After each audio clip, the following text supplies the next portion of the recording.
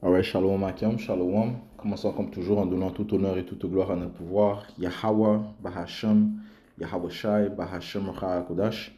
Double honneur et respect aux apôtres de Great Millstone établis par notre pouvoir Yahweh, Bahashem, Yahweh Shai pour guider l'élection de la nation d'Israël. Et bien sûr, Shalom aux élus. C'est le frère Zekar du camp de Great Millstone Montréal revenant avec une leçon. Ok, on va commencer dans le livre d'Isaiah, chapitre 33 et verset 20. Ça dit ici: Regarde Zion, la ville de nos solennités. Tes yeux verront Jérusalem, une habitation tranquille, un tabernacle qui ne sera pas transporté. Aucun de ses pieux ne sera jamais ôté, ni aucune de ses cordes ne sera rompue. Mais là, le glorieux pouvoir, Yahweh Bashim Yahushua, sera pour nous un lieu de larges rivières et de ruisseaux, dans lequel n'ira aucune galère à rame, ni aucun navire intrépide n'y passera. Okay, donc ça parle de l'état où se trouvera la nation d'Israël après la venue de notre Seigneur Yahushua. Okay? So Yahushua va venir donner le repos à la nation d'Israël. Ça va commencer par l'élection, mais éventuellement, tous les Israélites vont profiter du repos que Yahweh Bashim Yahushua va nous donner. Okay? Donc il n'y aura aucune nation qui va venir nous tourmenter. Aucune nation ne va venir nous oppresser. Aucune nation va venir nous affliger. Okay? Aucune nation ne nous mettra de nouveau en captivité. Okay? Et va l'emporter en guerre contre nous. Ok, ça dit que, mais là, le glorieux pouvoir Yahweh Bashim Yahushua sera pour nous un lieu de larges rivières et de ruisseaux. Ok, donc on sera fructueux grâce à Yahweh Bashim Yahushua. On va prospérer grâce à Yahweh Bashim Yahushua, dans lequel n'ira aucune galère à rame, ni aucun navire intrépide n'y passera. Donc, et le navire intrépide, c'est un navire conduit par des pirates. Ok, donc il n'y aura aucune invasion, ok, d'une autre nation pour nous coloniser. Ok. Verset 22, car Yahweh Bashim Yahushua est notre juge, le Seigneur est notre législateur, le Seigneur est notre roi, il nous sauvera. Ok, donc quiconque tente de dire ou d'éduquer que les Israélites seront encore une fois oppressés par une autre nation, cette personne est un menteur. Ok, parce qu'à l'arrivée de Yahushua, Yahweh Bashim Yahushua, il n'y aura plus de guerre envers Israël. Ok, on ne va pas être tourmenté par aucune nation. Ok, alright. Isaiah 2 et verset 2, ça dit: il arrivera dans les derniers jours que la montagne de la maison de Yahweh Bashim Yahushua sera établie sur le sommet des montagnes. Donc le gouvernement de Yahweh Bashim Yahushua, celui qui est en train de bâtir et qui va mettre en place, à son arrivée, sera plus élevé que n'importe quel autre gouvernement. Donc les montagnes, dans les Écritures, souvent ça parle des gouvernements. Donc l'élection sera élevée, commençant par les 144 000 hommes. Joint à Yahushua. Donc ça dit ici, dans les derniers jours que la montagne, et il arrivera dans les derniers jours que la montagne de la maison de Yahweh Bashim Yahushua sera établie sur le sommet des montagnes et sera élevée au-dessus des collines, et toutes les nations y afflueront. Toutes les nations. Et beaucoup de personnes viendront et diront: venez et montons à la montagne de Yahweh Bashim Yahushua, à la maison du pouvoir de Jacob. Et il nous instruira dans ses chemins. C'est ce que les autres nations vont dire. Il nous instruira dans ses chemins. Et nous marcherons dans ses sentiers. Car de Zion sortira la loi, et de Jérusalem la parole de Yahweh Bashim Yahushua. Et il jugera parmi les nations, et il réprimandera beaucoup de peuples. Et de leurs épées ils forgeront des charrues, et de leurs lances des serpes. Une nation ne lèvera pas plus l'épée contre une autre nation, et on n'apprendra plus la guerre. Donc ce précepte juste lui-même prouve que ceux qui résident dans la terre sainte, ceux qui se disent juifs présentement, ne sont pas le vrai peuple de Dieu. Parce que jusqu'à présent, ils ont encore la guerre dans la terre sainte. Ce qui n'est pas supposé se produire. Si c'était le vrai peuple, si la nation d'Israël était vraiment dans son royaume. Mais en fait, la nation qui réside dans notre terre sont des Amalékites, des imposteurs Ok, qui ont en fait juste accompli la prophétie mentionnée dans le livre d'Ézéchiel 36 et verset 5, ça dit ici, c'est pourquoi ainsi dit le Seigneur Yahweh Bashim Yahusha, assurément dans l'ardeur de ma jalousie, j'ai parlé contre le reste des païens et contre l'Idumier tout entière qui se sont attribués ma terre, ok, parce que ce sont des Édomites, ok, les Amalekites c'est une branche des Édomites, ok, contre l'Idumier tout entière qui se sont attribués ma terre à leur possession avec joie de tout leur cœur et avec des pensées rancunières pour le jeter dehors comme proie. Ok. En fait, c'est Yahweh Bashim Yahusha qui va nous rapporter dans notre terre, ok, par le moyen de ces véhicules célestes, ok.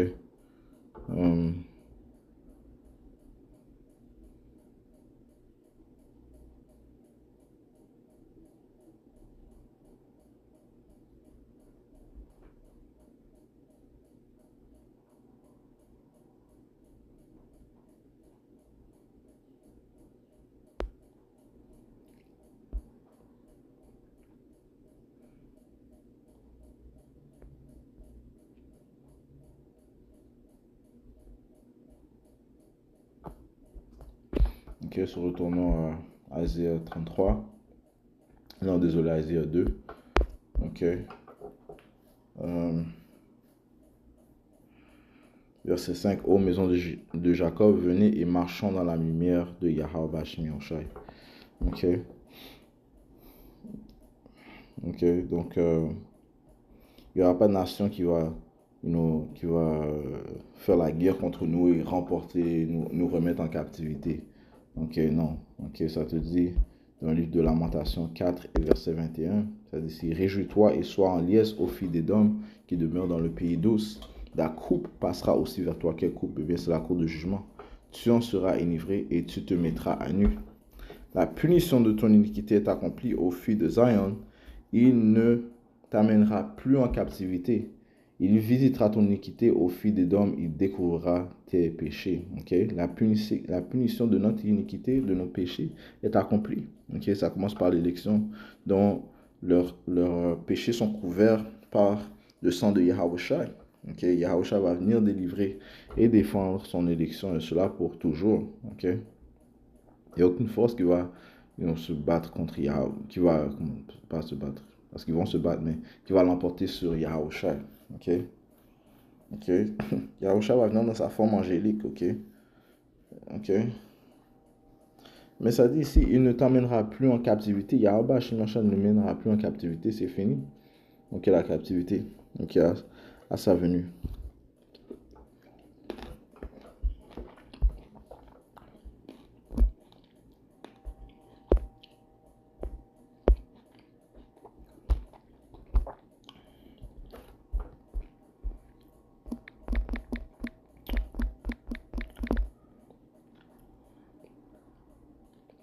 Nehum 1 et 9. Nahum chapitre 1 verset 9, ça dit ici, qu'imaginez-vous contre le Seigneur Yahweh Bashmi Yahushai? Il réduira à néant. Il réduira à néant. L'affliction ne s'élèvera plus une seconde fois. Ok, maintenant nous sommes dans la période d'affliction. Le trouble de Jacob arrive. Ok, un temps tel qu'il ne s'est jamais produit auparavant. Oui, ça va arriver. Ça va faire partie de l'affliction. Ça va faire aussi partie du nettoyage que Yahweh va faire envers son peuple. Mais après cette période, après la venue de Yahweh, après le jour du Seigneur, il n'y aura plus d'affliction pour la nation d'Israël. Ok. Apocalypse chapitre 21 et verset 1, ça dit, je vis un nouveau ciel et une nouvelle terre. Ok, ça ne parle pas d'une nouvelle terre qui va apparaître comme s'il y a une nouvelle terre. Dans les Écritures, te disent que la terre réside pour toujours. Ok, et là, le Seigneur l'a créé pour être habité. Ecclésiaste 1 et verset 4, ça dit ici, une génération passe et une autre génération vient, mais la terre subsiste à toujours. Ok, plutôt ce mot nouveau, quand ça dit nouvelle terre ou bien nouveau ciel, c'est kainos, le mot kainos qui signifie comme si un rafraîchissement, okay? Un ciel rafraîchi, une terre rafraîchie. Le ciel, ça parle d'un gouvernement. Okay? Maintenant, c'est qui est dans le ciel? qui est élevé présentement. Ce sont les Édomites, commençant par les Amalékites, les familles banquières de cette nation. Ok, mais à l'arrivée de Yahushua, eh bien, eux, ils vont être ébranlés. Ok, ils auront peur, man. Ok, et Yahushua va installer son gouvernement. Ok, commençant par les 54 000 hommes, commençant par le roi David. Ok, que Yahweh Ba'Hashem Yahushua va mettre en place. Ok. Ça dit ici, et je vis un nouveau ciel et une nouvelle terre, car le premier ciel et la première terre avaient disparu, et il n'y avait plus de mer. Et moi, Jean, vis la ville sainte, la nouvelle Jérusalem, okay, parlant de l'élection, descendant d'auprès de Dieu hors du ciel, prête comme une mariée, apprêtée pour son mari. Pourquoi? Parce que à la venue de Yahushua, okay, l'élection sera élevée, okay, enlevée dans les cieux, et leurs corps seront changés. Okay. Il y aura un changement qui se produira à l'arrivée de Yahushua, un changement qui se produira pour l'élection. 1 Corinthiens chapitre 15 et verset 49. Et comme nous avons porté l'image du terrestre, Adam, nous porterons aussi l'image du céleste, Yahushua. Maintenant, je dis ceci, frères, que chair et sang ne peuvent hériter le royaume de Dieu, ni la corruption hériter l'incorruptibilité. Voici, je vous déclare un mystère, nous ne dormirons pas tous, mais nous serons tous changés. En un moment, en un clin d'œil, au dernier son de trompe, car la trompette sonnera à la venue de Yahushua, et les morts ressusciteront incorruptibles, et nous serons changés. Okay? Car ce corps corruptible doit revêtir l'incorruptibilité, et ce corps mortel doit revêtir l'immortalité. Okay? Ainsi, lorsque ce corruptible aura revêtu l'incorruptibilité et ce mortel aura revêtu l'immortalité, alors sera arrivé à être accompli ce dire qui est écrit, la mort est engloutie dans la victoire. Okay? Parce que la mort n'aura plus de puissance sur nous. Okay? Ça revient au sacrifice que Yahushua a fait. Puisque Yahushua a vaincu le monde, il a vaincu la mort. Okay? Il a vaincu la tentation. Okay? Du fait qu'il n'a pas péché. Eh bien, et grâce à son sacrifice, nous sommes réconciliés à notre Père Yahweh Ba'Hashem Yahushua, qui nous donne accès à la nouvelle alliance qui comprend ces corps immortels. Okay? Ces corps immortels, qu'est-ce qui va les rendre immortels? Eh bien, les lois, les statuts et commandements seront insérés en nous. Okay? On va voir cela dans le livre d'Ézéchiel 36, on va voir la prophétie qui est aussi mentionnée dans le livre d'Hébreux, okay? Dans le Nouveau Testament, mais ici, Ézéchiel 36 et verset 25, puis je répandrai sur vous de l'eau nette et vous serez nettoyés, et je vous nettoierai de toutes vos souillures et de toutes vos idoles.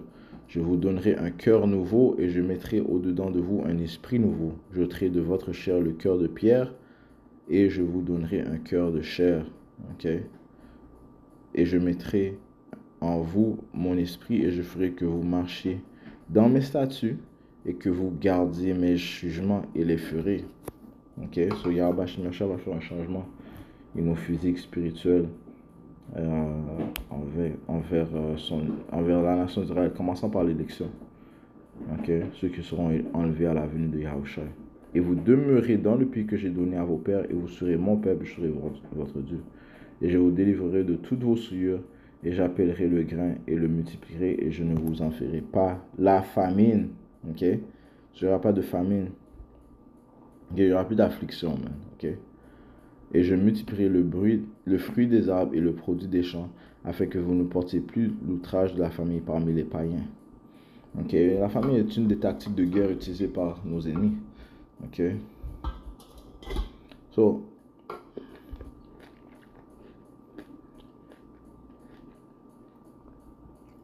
il n'y aura plus d'affliction pour les Israélites.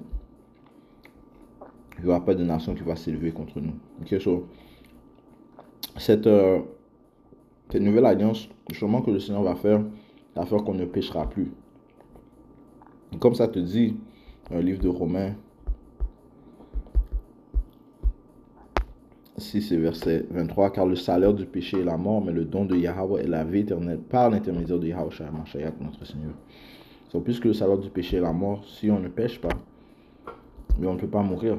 Ok, eh bien c'est ce changement que le Seigneur, cette programmation que le Seigneur va donner à la nation d'Israël, commençant par l'élection. Ok. on sera parfait. Ok, se retournons à Apocalypse 21. Et moi, Jean vis la ville sainte, la nouvelle Jérusalem, l'élection descendant d'auprès de Dieu hors du ciel, prête comme une mariée apprêtée pour son mari. So, si on a un décor immortel, comment est-ce qu'une autre nation va se lever contre nous? Ok? Se soulever contre nous, nous dominer. Ok, ça n'a pas de sens. Verset 3, et j'entendis une grande voix venant hors du ciel disant, voici le tabernacle de Yahweh est avec les hommes et il demeurera avec eux et ils seront son peuple et Dieu lui-même sera avec eux et sera leur Dieu. Est-ce que le Seigneur va fuir d'une autre nation? Ça n'a pas de sens. Si le Seigneur Yahweh Bashmiach est avec nous, comment est-ce que nos nations va s'élever contre nous? Verset 4, et Dieu essuiera toute larme de leurs yeux et il n'y aura plus ni mort, ni détresse, ni pleurs. Okay? Dans la guerre, il y a des morts. Okay? Il n'y a pas de nation qui va remporter une guerre contre nous. Il n'y aura plus ni mort, ni tristesse, ni pleurs. Il n'y aura plus jamais aucune souffrance. Il n'y aura plus jamais aucune souffrance car les choses précédentes ont disparu. Ok? Et celui qui était assis sur le trône dit, voici, je fais toutes ces choses nouvelles. Je fais toutes choses nouvelles. Il me dit, écris, car mes paroles sont vraies et fidèles. Ok? So, on voit comment, à l'arrivée de Yahushai, il n'y aura aucune affliction envers la nation d'Israël. Ok? Ok? En fait, Yahushai lui-même a dit qu'il va nous défendre. Yahweh Bashmi Yahushai va nous défendre. On va finir là dans le livre de Asia 31 et verset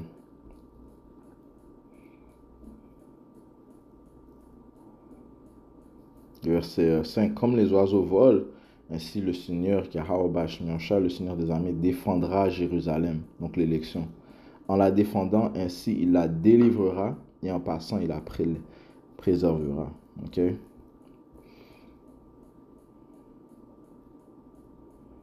Ok? Cela va nous préserver et cela pour toujours. Ok? Alright, so, et j'espère que ça a été édifiant. Ce jeu conclut en donnant tout honneur, toute gloire à notre pouvoir. Yahweh, Bahashem, Yahushai, Bahashem, Kudash. Double honneur et respect aux apôtres de Great Millstone. Shalom aux élus.